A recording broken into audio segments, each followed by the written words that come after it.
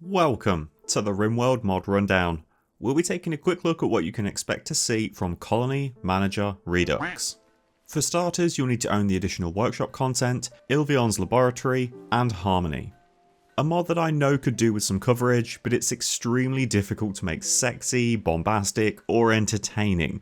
There's quite a few that fall into this category, unfortunately.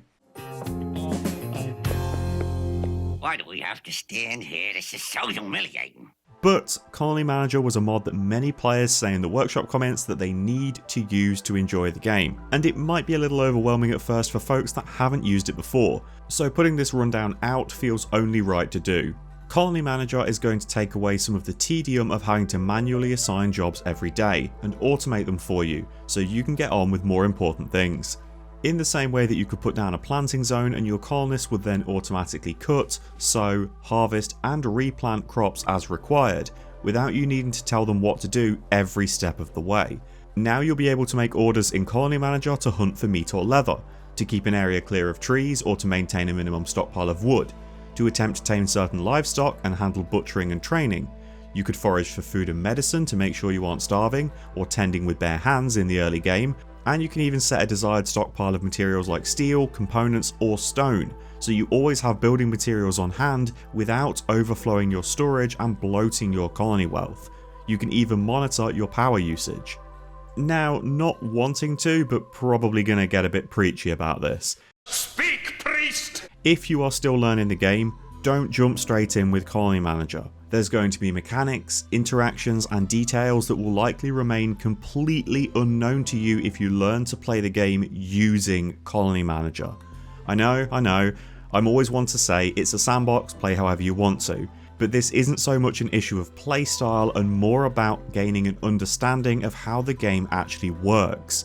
A solid understanding of base game mechanics will make it a lot easier to grasp what the mods, settings or changes are actually doing to your game. It'll help avoid those situations where you load in a few new mods and suddenly nothing works like it used to, because knowing where something has come from will help you follow the trail back to the culprit and remove it. Anyway, let's cover how all of this works. You have 3 new structures, 3 new research projects, 1 new work type and 1 new tab that contains all of your management details. You're always going to have access to the basic manager's desk, which is a stuffable structure, so you could make it out of wood, steel, stone, whatever you need. The desk is required for any colony management to actually take place.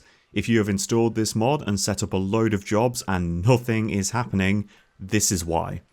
Through basic management software research, you'll get an electric version of this desk, which says it works more efficiently, but they both list the work speed as 100%. However, if you do want to be able to make use of the power monitoring research tab included with Colony Manager, you're going to need to advance to this desk instead of the old paper filing system. From there you have the power management research, which is another requirement to unlock the power management tab. And underneath this you have advanced management software, which unlocks the AI manager. This is a pretty expensive structure, taking 75 plasteel, 5 silver and 1 persona core, as well as gobbling up 750 watts of power. This AI manager manages your management, so your managers no longer need to manage management tasks. Management speed itself is a new stat included in the information panel for colonists, which scales with their intellectual and social stats, as well as taking consciousness, manipulation, talking and sight into consideration, so you're going to want a smart socialite in this role. I took a risk when I employed you, Manny. Don't eat muffins when I'm developing you. Right, work, research and buildings covered. Let's do the actual Colony Manager tab then. You have selections for an overview, individual logs, hunting, forestry, livestock, foraging, resource gathering, power, and import and export settings. Now, these mods are incredibly likely to trigger that part of your brain that's responsible for choice overload. There's too many things to press, too much new information presented all at once, and all you want to do is close the menu and go back to doing what you know. It's entirely understandable. This whole thing is actually a lot more straightforward than it may initially appear, and once you know how to use a single tab, the logic persists across all of the others. So taking a minute or two to fiddle with the settings in one will essentially prep you for using the entire system. Let's use the hunting section. First part, are you making a job for leather or meat? That's simple enough. Let's say we're targeting meat because it's the very start of the game and we want to keep people fed nice and easily for the first few days. Threshold is the number that we're aiming to hit, so you can set a very simple target number using either the slider bar underneath it, or get really specific with what stockpiles to check, what meat to look for, and input whatever value you would like by using the cogwheel button. The threshold will be counting associated meat in storage, expected from butchery, and currently designated. Now stay with me here. What this means is it isn't as simple as saying you have 500 meat in storage and stopping what it's doing. It's looking at the expected yield from the animal corpses that you have hauled back to the butcher stockpile and the expected yield from the animals that are marked to be hunted. This avoids situations that you would normally fall into when hunting manually. We all do it. You drag the hunt order basically down the entire wildlife tab, wipe the map of all life, flood the freezer with 4,000 meat, skyrocket your wealth, and then forget to hunt again until people start starving. Whoops. What this will be doing is keeping that stockpile at a reasonable level without exhausting all of the wildlife on your map, so you're only hunting maybe 1 or 2 things a day, but this is entirely automated via this bill. Now, there are some settings underneath the threshold slider. You can count every item on the map rather than just what's in your stockpile, which is more useful for things like leather than meat. If people are butchering creatures but it isn't being hauled back right away and you end up with 250 leather just sitting on the floor. Synchronized threshold is what's making sure that you're not flooding your stockpiles.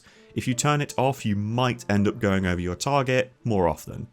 Calculate distance based on actual path is likely going to cause some tick issues when new work is assigned. It is fine just leaving it off.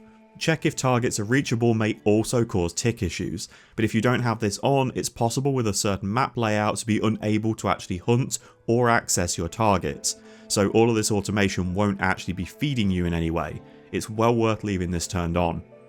You've got the ability to count human and insect meat here depending on your ideology, given that you won't be hunting humans as a cannibal tribe, but you'll have a stockpile absolutely brimmed with their meat. Unforbid corpses is super useful to scavenge leftovers from any other predators on the map, or to grab any animals that have naturally perished but are still fresh and viable for butchery. If you want to keep your colonists on a tighter leash, you can also assign an area to restrict these designations to.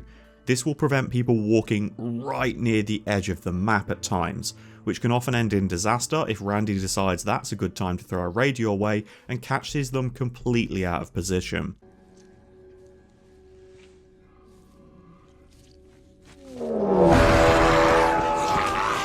Then down the side, what you have is the animals that are allowed in this automation process. You likely don't want things that have revenge chances until you're better geared, so you can simply tick all, then uncheck aggressive and uncheck exploding. All that leaves you with is assignments for safe animals. Then hit the big manage button at the bottom and boom, you've got your first job set up. You will now see this in the overview page with it tracking what colonists can and can't be assigned to the work, as well as a line graph that shows how the job is doing. You'll notice here that you also have the ability to pause a job if required, and you can also change the update interval. This interval determines how frequently your manager will wander back to the desk and assign a fresh target or a new order. So you may only need to do this once every month for something like a wood stockpile, if it's only being used for fuel and not necessarily for building, whereas you likely want hunting on a daily check, with the system providing the ability to schedule this hourly, every 2 hours, every 4 hours, every 8 hours, daily, monthly or yearly, as well as being able to force an update immediately if you have a problem that needs to be addressed outside of your standard schedule, like if your stockpile went up in flames and it's another 4 days before the check is set to be carried again. Okay, so the manager is now checking the meat stockpile every day and assigning a new hunting job if required, so you know that you're well set for food. Now you can do the same for forestry to make sure that you've always got basic materials and fuel. Or you could set it to keep an area clear, if you want to make sure raiders have zero cover to utilise around your colony boundaries or the space that leads into the kill corridor. With livestock, you can set certain animals to be automatically tamed, trained, restricted, assigned to masters, and butchered as needed. So if you'd rather ranch than hunt, you have all of the options to do so here. Whilst you can use in-game options to automatically slaughter excess animals, this makes sure that you're also automatically taming the correct amount of male and female animals to ensure that you always have enough breeding potential in your pen. foraging is extremely useful in early days as a tribe, ensuring that you're snatching up all the potential heal roots and berries where possible, as well as allowing you to make a job to simply harvest ambrosia rather than having to build the really scuffed grow zone around it. But you'll want to make sure that you're doing individual jobs for some of these things to allow it to calculate the different resources correctly. You don't want it counting berries in your heal root job, for example, but you do still want berries to be harvested, so you need to make a few separate jobs so that you have this tab working as smoothly as possible. Resource gathering is the same, as it covers components, plasteel, steel, gold, silver, jade, uranium, and all of your stone. So whilst you can combine the stone types together in some cases, you really don't want it counting all the different materials as a single job. You also have additional settings here to try and mitigate the risk of overhead mountain collapse. There is a fixed grid that will allow builders to automatically set up supports, which is more manageable in terms of performance. But you also have an option of checking the assigned mining jobs and what overhead that will leave behind, instead placing supports as and when they're needed. This understandably takes a much bigger bite out of performance at times. And now you're saying, man, setting this up every time I start a colony is a major pain in the ass. That's where the import-export comes in. You can make a simple starter setup for your colony once, save it and use it for everything going forward. So this initial setup is the longest part of the mod. Once that's done, it's super easy just to up and go. You can set which jobs to export to the list, so if you've got a core set for hunting, forestry and resources, you could then make a second set for tribal that also includes foraging, or a third set for ranching. This way when you import the jobs you're not going to get a huge amount of overlap, and you can just take the bits that you need on a colony by colony basis. All that's left is the mod options, which are largely there to change the default values on these jobs, if you want to increase the standard threshold, update intervals, or standard designations. The one setting that might matter to some players here is in the shared tab, for record historical data. If you're noticing that your performance is taking a significant hit when using this mod, you might want to turn this off. It's this option that's running the graph on the overview page, so with it disabled, you lose all of this information. But in the vast majority of cases, I would wager that people aren't really making much use of it anyway. With every job you create tracking all of these numbers in the background, you really need to consider if it's actually worth having that line going up and down or not. And that is Colony Manager Redux. As of now anyway. Elevion seems to have some big plans with this mod going forward and is very active in addressing any problems as they come up. So show a little love for the work that's gone into reviving this absolutely classic mod. It's an essential inclusion for some. As I've said in comments before, I'm a little bit hesitant to cover anything that's been made by Fluffy, as the majority of mods are now forked or unofficially adopted by another creator to run on 1.5, so they run the risk of straying from the initial version, or not being fully understood in a coding sense. But Elevion is taking Colony Manager Redux in their own direction, using their lab framework, so I'm much more comfortable recommending this, as it seems it will likely continue to be supported as its own thing if Fluffy does come back to the Rimworld modding scene, given the IRL situation is a much greater priority than looking after a few workshop creations at this present moment. Thanks for watching folks. If you have any mods you'd like to see a full breakdown for, or suggestions of mods you'd like to see covered, feel free to leave them in the comments, I might get around to them. I'll be back again soon with another Rimworld mod rundown. Wherever you are in the world, enjoy the rest of your morning, afternoon or evening. Take care.